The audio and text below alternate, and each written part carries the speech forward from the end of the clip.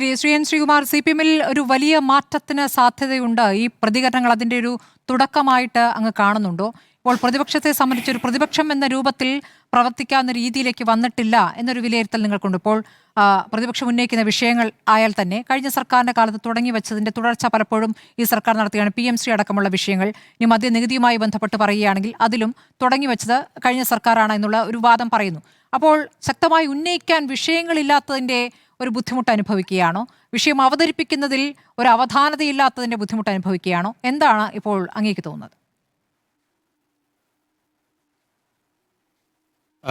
നോക്കൂ ശ്രീമതി സ്മൃതി, ഇത് CPM-ൽ കുറേ കാലമായിട്ട് അഭിപ്രായ ഐക്യമില്ലായ്മ പല അവരുടെ കാര്യത്തിലും വ്യക്തമായിട്ടുണ്ട്. ഒരുപാട് വിഷയങ്ങളുണ്ടത്.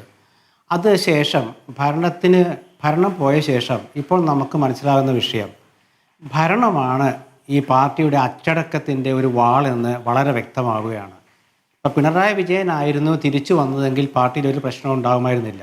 അപ്പോൾ കഴിഞ്ഞ 10 വർഷവും ഈ പാർട്ടിയെ എതിർ സ്വരത്തെ നിയന്ത്രിച്ച് നിർത്തിയിരുന്നത് പാർട്ടി അച്ചടക്കമല്ല, ഭരണമുള്ളതുകൊണ്ടാണ്. അപ്പോൾ ഭരണമാണ് പാർട്ടിയെ നിയന്ത്രിച്ചിരുന്നത് എന്നാണ് ഒന്നാമത്തെ കാര്യം.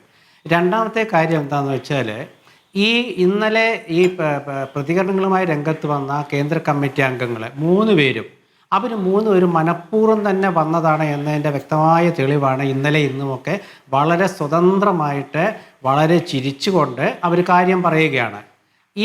ആ വന്ന ടീമിനെ ഒന്ന് ശ്രദ്ധിച്ചാൽ അവർ ഈ ഭരണതലത്തിൽ CPM-ൻ്റെ പിണറായി വിഭാഗം ഭരണതലത്തിൽ പിടിമുറുക്കിയ കാലത്ത് അവഗണിക്കപ്പെട്ടവരാണ്. EP ജയരാജനായാലും KK ശൈലജ ആയാലും PK ശ്രീമതി ആയാലും ഒക്കെ അവഗണിക്കപ്പെട്ടവരാണ്. അപ്പോൾ അവഗണിക്കപ്പെട്ടവരുടെ ഒരു ചേരി ഇവിടെ രൂപപ്പെട്ടിരിക്കുകയാണ്.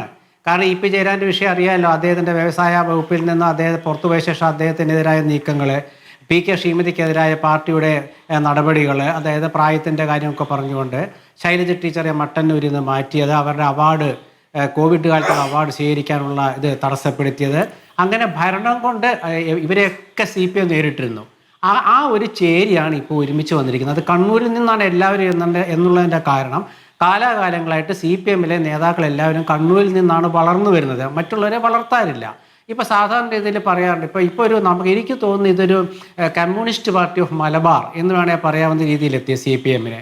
കാരണം കമ്മ്യൂണിസ്റ്റ് പാർട്ടി ഓഫ് മലബാർ എന്ന് പറയുമ്പോൾ മലബാർ മേഖലയാണ് ഈ പാർട്ടിയിൽ നിന്ന് നിയന്ത്രിക്കുന്നതും പാർട്ടിയിലെ പ്രശ്നങ്ങൾ ഉണ്ടാക്കുന്നതും.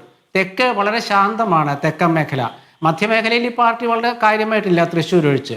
അപ്പോൾ അതുകൊണ്ട് ഇങ്ങനെ ഈ 3 തലത്തിൽ നോക്കുകയാണെങ്കിൽ ഇതിൽ ഇനി ഇവരുടെ അടുത്ത നിലപാട് എന്തായിരിക്കും എന്നുള്ളതാണ്. ഇപ്പം ഈ വന്ന് പറഞ്ഞതിലൊന്നും ഞാൻ വലിയ ഗൗരവം കൊടുക്കുന്നില്ല. പക്ഷേ ഒരു ഗുണം എന്താണെന്ന് വെച്ചാൽ CPM പറഞ്ഞതൊന്നും ശരിയല്ല എന്ന് CPM നേതാക്കൾ പറഞ്ഞിരിക്കുകയാണ് ഈ വിഴിഞ്ഞ വിഷയത്തിൽ.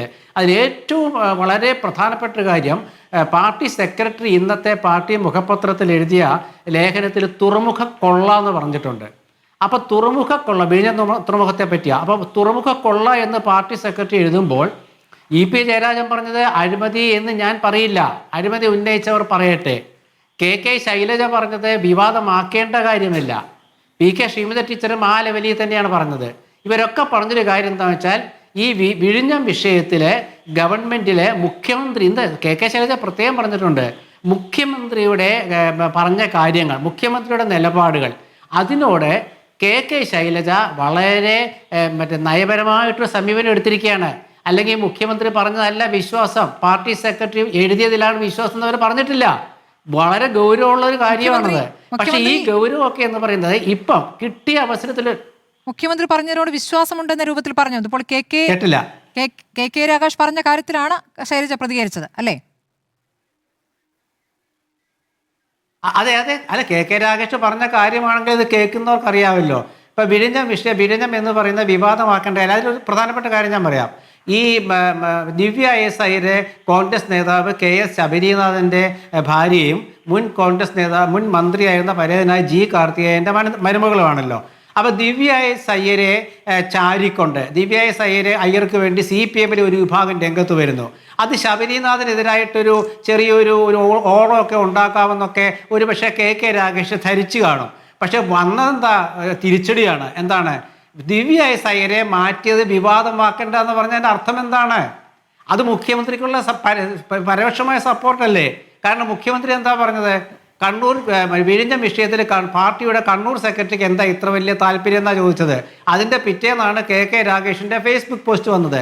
അതിൻ്റെ പിറ്റേന്നാണ് കെ ശൈലജയും പി കെ ശ്രീമതിയും ഒക്കെ ഇത് വിവാദമാക്കണ്ട, മാത്രമല്ല ദിവ്യ സൈരെ മാറ്റുന്നത് ഒരു ഗവൺമെൻറ് എന്ന ഉദ്യോഗസ്ഥരെ മാറ്റും. ഇതൊക്കെ ഇവരിതിന് പറയുന്നു. ഇത് പറയേണ്ടത് മറ്റേ വി ഡി സതീശനും കോൺഗ്രസ് നേതാക്കളും അല്ലേ പറയേണ്ടത്. പക്ഷെ പറഞ്ഞത് കെ ശൈലജമായതുകൊണ്ട് വി ഡി സതീശൻ്റെ നിലപാടുകൾക്ക് CPM-ലെ ഒരു വിഭാഗം പരോക്ഷ പിന്തുണ നൽകിയതോടെ ഒരു കാര്യം ജനങ്ങൾക്ക് തീരുമാനിക്കാം. എന്താണ്? വി ഡി സതീശനെ മാത്രമേ വിശ്വസിക്കാൻ പറ്റുള്ളൂ, CPM പറയുന്നതിനെ വിശ്വസിക്കാൻ പറ്റില്ല എന്നുള്ള വ്യക്തമാക്കിയിരിക്കുകയല്ലേ. ഇത് ഞാൻ ഉണ്ടാക്കി പറയുന്നില്ലല്ലോ, നമ്മുടെ മുമ്പിൽ തെളിവ് കിടക്കുകയല്ലേ. ഒറ്റ വിഷയമേ ഉള്ളൂ. അതായത് ദിവ്യ സൈരെ മാറ്റിയത് വിവാദമാക്കണ്ട എന്ന് പറഞ്ഞതിൻ്റെ അർത്ഥം അത് കെ രാഗേഷിനുള്ള മറുപടിയാണ്. കെ രാഗേഷിനുള്ള മറുപടി എന്ന് വെച്ചാൽ അത് പിണറായി വിജയനും ഗോവിന്ദൻ മാഷോടുള്ള മറുപടി തന്നെയാണ്. യാതൊരു സംശയമില്ലാത്ത കാര്യമാണത്. പിന്നെ നമ്മുടെ മുൻ ധനമന്ത്രി ബാലഗോപാലെ സഭയിലെ വളരെ രൂക്ഷമായി പ്രതികരിച്ചിട്ട് ലീഡർ ഓഫ് ഓപ്പോസിഷൻ എന്താണ് പ്രതികരിക്കാത്തത്, മിണ്ടണ്ടേ എന്നൊക്കെ ചോദിക്കുമ്പോൾ സഖാവെന്ന് അവിടെ അല്ല അദ്ദേഹം പറഞ്ഞത്, ലീഡർ ഓഫ് ഓപ്പോസിഷൻ എന്നാണ് പറഞ്ഞത്, സഖാവെന്നല്ല പറഞ്ഞത്, സാർ എന്നാണ് പറഞ്ഞത്. അപ്പോൾ ഇവരിലെ ഒരുപാട് വിഷയങ്ങൾ ഇതിൽ കറങ്ങി തിരിഞ്ഞ് കിടക്കുന്നുണ്ട്. പക്ഷെ ഇത് പൂർണ്ണമായിട്ട് വരണം എന്നുണ്ടെങ്കിൽ ഇതിലൊരു മുഴുവൻ, അതായത് കേരളം മുഴുവൻ ഇവരുമായി ബന്ധപ്പെട്ട വിഷയങ്ങളിൽ പ്രതികരണങ്ങൾ ഉണ്ടാകണം. അങ്ങനെ പ്രതികരണങ്ങൾ ഉണ്ടാകുമെന്ന് എനിക്ക് ഇപ്പം തോന്നുന്നില്ല. പക്ഷേ അങ്ങനെ തോന്നുന്നൊരവസ്ഥ വരികയാണെങ്കിൽ അത് പാർട്ടിയിൽ വലിയ പ്രശ്നമാകും. കാരണം എന്താ വെച്ചാൽ ഇപ്പോഴത്തെ പാർട്ടിയുടെ എല്ലാ ജില്ലാ സെക്രട്ടറിമാരും പിണറായി വിജയനോട് ആഭിമുഖ്യം പുലർത്തുന്നവരാണ്, ഗോവിന്ദൻ മാഷോടും. അപ്പോൾ ഗോവിന്ദൻ മാഷ് പിണറായി വിജയൻ ചേരിയെ എതിർക്കുന്നത് മുൻ ഭരണകാലത്ത് അവഗണിക്കപ്പെട്ട നേതൃനിരയാണെന്നുള്ള നിസ്സാര കാര്യമല്ല.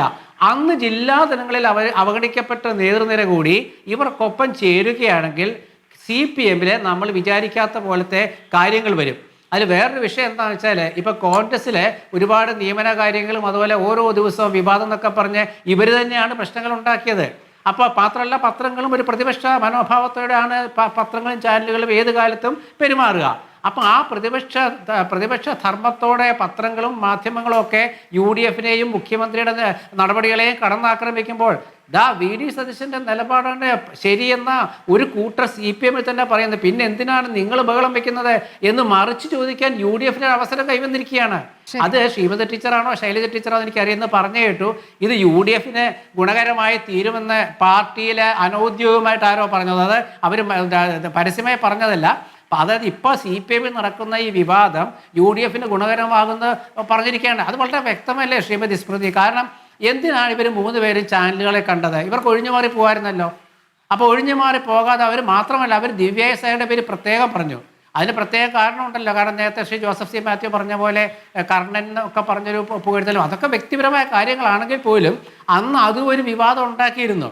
അപ്പൊ ആ വിവാദം കോൺഗ്രസിലെ ഒരു ശബരിനാഥന്റെ ഭാര്യയെ പിന്തുണച്ചുകൊണ്ട് എന്തെങ്കിലും ഒരു പ്രശ്നം ഉണ്ടാക്കാമെന്ന് കരുതിയെങ്കിൽ തിരിച്ചടിയായി പോയി. ഇനിയിപ്പോൾ ഇത് മാറണമെന്നുണ്ടെങ്കിൽ നാളത്തെ കേന്ദ്ര കമ്മിറ്റി യോഗത്തിൽ കേരളത്തിലെ CPM-ന്റെ നേതാക്കൾ എടുക്കുന്ന നിലപാടെന്താണ്, ഗോവിന്ദൻ മാഷിന്റെ പ്രതികരണം എന്താണെന്നുള്ള വലിയ കാര്യമാണ്. കാരണം പാർട്ടി അച്ചടക്കം ലംഘിക്കാൻ കണ്ണൂരിലത്തെ ചില നേതാക്കൾ രംഗത്ത് വന്നെന്ന് ഗോവിന്ദൻ മാഷ് നാളെ പറയുകയാണെങ്കിൽ അത് നിസ്സാരമായി കാണാൻ പറ്റില്ല. അപ്പോൾ അത് കമ്മ്യൂണിസ്റ്റ് പാർട്ടി ഓഫ് മലബാർ എന്ന രീതിയിലേക്ക് ഈ കാര്യം എത്തുകയാണെങ്കിൽ കേരളത്തിലെ തെക്കൻ ജില്ലയിലെ നേതാക്കളുടെ ഇനിയുള്ള പ്രതികരണങ്ങൾ കൂടി നമ്മൾ കാണേണ്ടി വരും. ശരി.